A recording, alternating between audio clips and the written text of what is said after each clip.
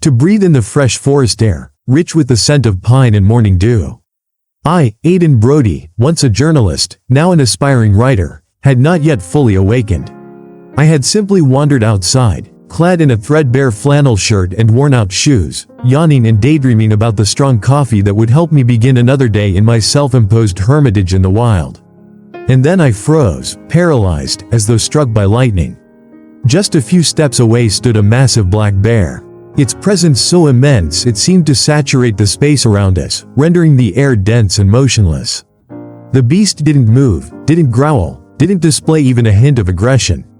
It merely stood there on my porch, breathing heavily, its body trembling, fur matted and soaked in places, as if it had just emerged from a raging river or survived a brutal encounter with an unseen foe. But what struck me most, what carved itself into my memory, were its eyes. Dark, wet, almost human eyes, brimming with what looked unmistakably like tears. They seemed to flow not just from the creature, but through me, down my face in quiet streams, as though a broken faucet had turned inward.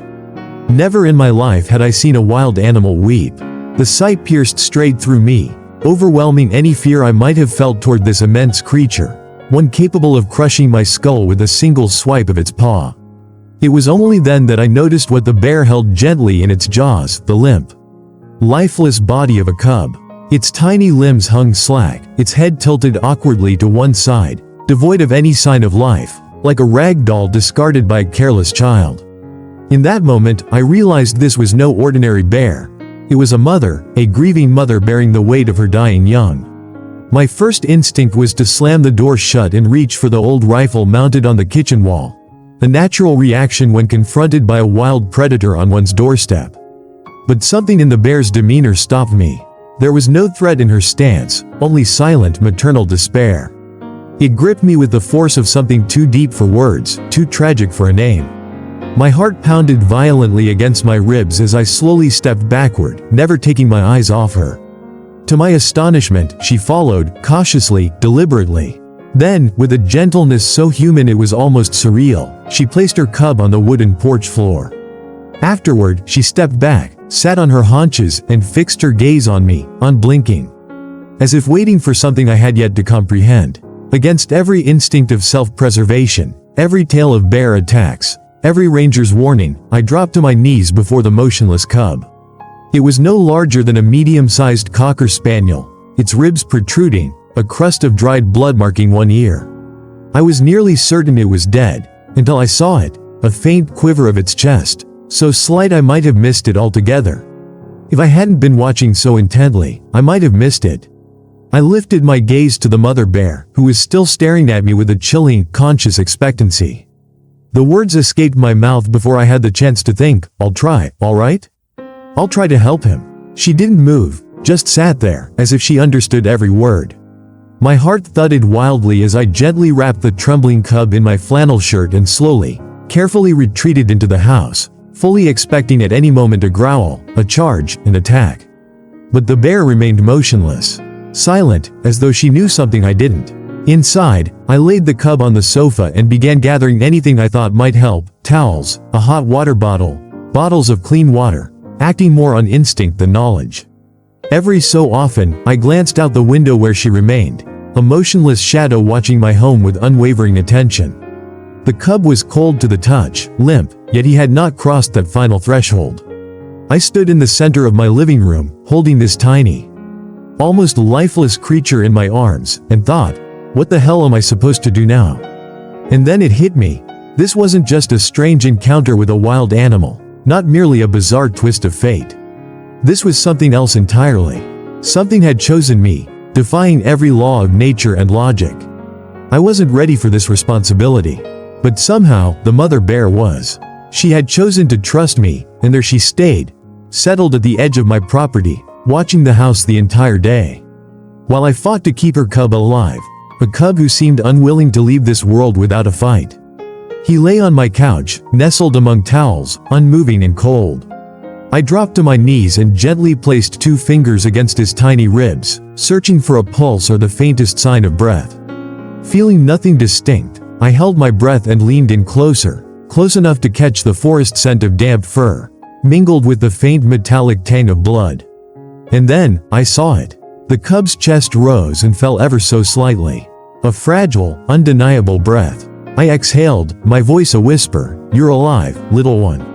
You're still with us." I wrapped him more snugly in my shirt and hurried to the back room, where I found an old space heater. I turned it up to full power and laid out every soft fabric I could find, blankets, towels, pillows, creating a warm nest for my tiny patient. His breathing was shallow, his ribcage barely moving. Upon closer inspection, I noticed one of his hind legs was strangely rigid, as if broken or paralyzed. Dried blood had crusted around one ear, and it became clear this wasn't just exhaustion or fatigue. Something serious had happened to the cub. Outside, I heard a faint scratching noise. Peering through the window, I saw the mother bear still there, sitting like some ancient statue, patiently watching the house where her child now lay.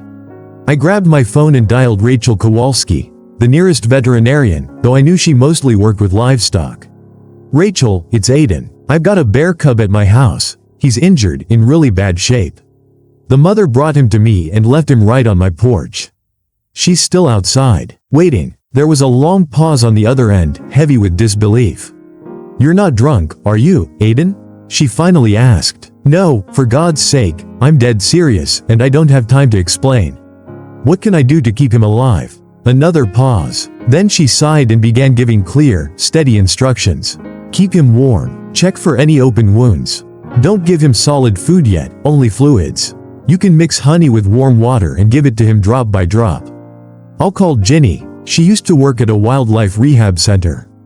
Hang in there. We'll be there soon." I hung up and rushed to the kitchen, where I found an old bottle of raw honey. I mixed it with warm water and, using a turkey baster, gently pried open the cub's mouth, letting a few drops of the mixture trickle in. At first, there was no response. But after a few more tries, his tongue twitched slightly and a surge of hope flooded my chest. "That's it, come on, little fighter, stay with me." I sat beside him for what must have been over an hour, talking to him, humming, even swearing softly under my breath out of sheer helplessness. The mother bear remained motionless the entire time, a silent sentinel outside the window. At one point, I cracked open the door. She lifted her head, met my gaze, and then slowly lowered it again. That small gesture held a staggering weight of trust, one I still recall with awe. It was almost unimaginable that a wild animal could suppress her primal fear of humans long enough to believe in one. By noon, the cub moved his paw for the first time. Just a little, sluggishly, as if testing whether his muscles still worked, and I laughed in sheer relief, not even realizing that tears were running down my cheeks. "You're not dying today, little one. I won't let that happen," I whispered, gazing at the cub, even as panic twisted inside me. I was just a writer with a pile of towels and a space heater, trying to save a wild animal I knew nothing about. By midday, my living room looked like a deranged veterinary clinic, blankets draped over every surface, towels piled high in corners, the heater roaring at full blast. The cub lay bundled in front of it like a newborn, one paw sticking out awkwardly. The wound on that paw had begun to bleed again, and a closer look revealed something worse. It resembled a bite mark, swollen, red, clearly infected. It could kill him faster than cold or hunger. I grabbed a bottle of hydrogen peroxide I usually used for my own cuts, soaked a cloth, and gently pressed it to the wound. The cub flinched, and I felt a strange surge of relief. Pain meant response, meant his nervous system was still working. From outside came a low growl. I glanced out the window again. The mother hadn't moved an inch. She still sat there, her massive frame motionless, but her eyes tracked every flicker, every shadow inside the house. I opened the door just a crack and spoke softly. "He's still with us. Barely, but he's hanging on." Of course, she didn't answer, didn't growl, didn't budge. Just let out a deep breath, a sound so strangely human in its resignation that I almost believed she understood. I went back inside and sat on the floor beside the cub again. Gave him another dose of honey water. This time, his tongue flicked more purposefully, trying to lap at the sweet liquid, a small but undeniable improvement. My phone rang. It was Rachel again. "Ginny says you're out of your damn mind. But she's on her way with medication. Should be there in a couple of hours." "Thank God. His paw is bleeding. It looks like a bite, and I think he's running a fever," I told her quickly. Keep him warm, move slowly, keep giving him fluids, and for the love of God, don't fling that door wide open. That mama bear won't stay calm forever, she warned. And I knew she was right. It was already a miracle the mother hadn't torn down the walls of my house to reach her cub. But somehow, she trusted me. And that fact made everything even more terrifying. An hour passed, then another. The cub began to stir more often, trying to roll over, and I whispered to him gently, "Easy, buddy, not yet, just rest." Then he made a strange sound, not a growl, not a whimper, but something in between, like a broken toy slowly coming back to life. I treated his paw again with care. The bleeding had slowed. The wound was still red and inflamed, but it no longer looked critical. It was something I could work with. Outside, the mother bear showed signs of unease for the first time. She paced a few steps back and forth, as if her body couldn't decide whether to stay or leave, then settled once more in the same spot. I lit the wood stove to make the house even warmer. It was stifling already, but the cub needed the heat far more than I needed fresh air. As evening approached and the shadows shifted, a small miracle occurred. The cub opened one eye, just one, and looked directly at me. There was no wildness in that gaze. No fear, only awareness, as though he saw me and understood who I was. "You're not alone anymore, little one," I whispered, a strange warmth spreading through me. Something that had nothing to do with the heater. He blinked slowly, then drifted back into sleep, but for the first time all day, I allowed myself to believe that he might survive. Not a promise, not a certainty, just a chance, one that hadn't existed that morning. When Rachel and Ginny, the wildlife specialist, finally arrived, the sun was already sinking toward the horizon. The mother bear had retreated into the shadows of the forest but hadn't left. She remained, watching the house from a safe distance. "My God, you weren't joking," Rachel breathed when she saw the cub. Ginny, without wasting a moment, got to work, examining the little bear with calm, practiced focus. "This is a bite from an adult male," she said after a thorough inspection. Sometimes male bears kill cubs that aren't theirs, to push the female back into estrus. This little guy is lucky. His mother managed to save him and bring him here. It's remarkable she brought him to a human. She must have been watching you, weighing her decision before making such a desperate move. That thought sent a chill through me. The idea that a wild animal had judged me, studied me, and decided I was worthy of the most precious thing she had. Ginny and Rachel spent several hours treating the wounds, administering antibiotics, and rehydrating the tiny body. By the time they left, the cub was breathing more steadily, his injured paw now professionally bandaged. "We'll leave you the medication and instructions," Ginny said as she packed up her supplies. "But as soon as he's well enough, you'll need to release him back into the wild. He can't stay with you forever, Aiden." I nodded, though inside I already felt the bonds forming between us, an attachment growing with each moment I watched this fragile creature fight for his life. Over the next 2 weeks, the cub made a remarkable recovery. His wounds began to heal, his appetite returned, and he started showing curiosity about the world around him, exploring my house with increasing confidence. I named him Baxter. It just felt right, even though I knew I shouldn't have.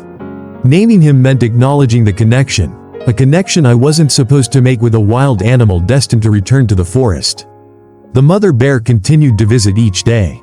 Sometimes she came closer to the house, though more often she lingered at a distance, ever wary, ever watchful. I left food out for her, which she occasionally accepted, but just as often ignored, as if refusing to become too reliant on human kindness, taking only what was necessary and no more.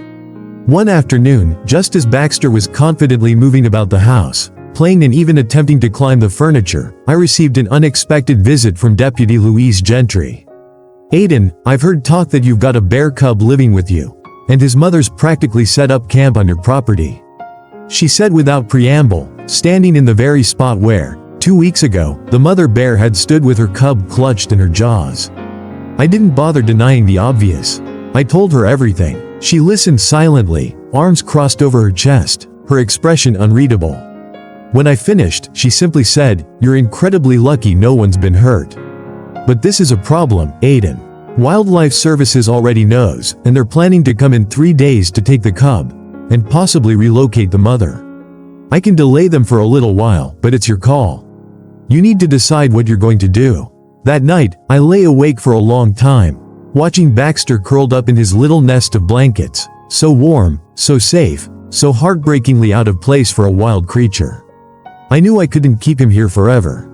I couldn't raise him like a pet, couldn't rob him of the life he was meant to live, a life of freedom in the forests of the Adirondacks. And yet, the thought of parting with him brought a pain so sharp. It felt almost physical, like tearing away a piece of myself. By morning, I had made my decision. I wouldn't wait for wildlife services to arrive. I wouldn't wait for the mother bear to gather the courage to reclaim her cub. Gently, I placed Baxter into a spacious carrier lined with the familiar blankets from his little den. I added his favorite toy, an old tennis ball, and packed a bit of food for the journey. Then I climbed into my truck and drove deep into the forest, toward a place I hoped might be her den. I drove slowly along the winding forest roads, scanning for any sign of bear activity, until I came to a clearing ringed with dense spruces. It felt right. I parked and stepped out into the quiet. Then I opened the carrier. Baxter peered out, blinking against the sunlight, sniffing the air heavy with familiar woodland scents. "This is your true home, little one," I whispered, my throat tightening with emotion. I stepped back, giving him space to move on his own. He took a few tentative steps out into the world, then paused and looked back at me, as if asking why we were here, why I had brought him to this place.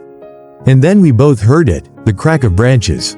At the edge of the clearing stood the mother bear, watching us. Alert, but not hostile. Our eyes met, and in hers I saw again that same uncanny awareness that had struck me on the very first day.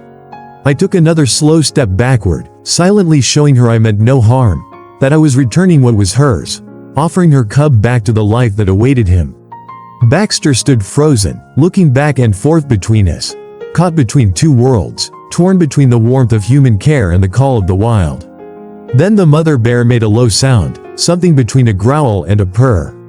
Baxter turned toward her. He took a few hesitant steps, stopped, and then a few more. My heart felt like it might shatter as I watched the space between them close, watched maternal instinct draw them together again. Two lives once divided by cruelty and chance, now reunited by love. Just as their noses were about to touch, Baxter suddenly turned and ran back to me, pressing his snout against my knees. Whether in farewell or in thanks, I will never truly know. I crouched down and allowed myself, just once more, to run my hand through his fur, whispering words he couldn't understand but might have somehow felt. "Go live your life, little brave one. You'll be okay." Then, gently, I nudged him toward his mother. This time, he didn't hesitate. With small, bounding steps, he reached her. She sniffed him thoroughly, as if making sure it was really him, whole, safe, hers. And then, something happened that I hadn't expected. The mother bear lifted her head and looked directly at me. And then, to my astonishment, she tilted it slightly, just for a moment, before turning and walking slowly back into the forest, her cub following close behind. He glanced back only once before vanishing into the trees forever.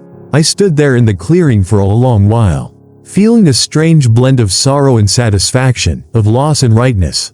Like closing the final page of a book I never meant to write, but one that had changed me nonetheless. When I returned to my now empty home, it felt too quiet, too spacious without the small brown whirlwind that had once turned everything upside down. I gathered the blankets, toys, bowls, every trace of Baxter's time with me, and placed them in a box I carried up to the attic.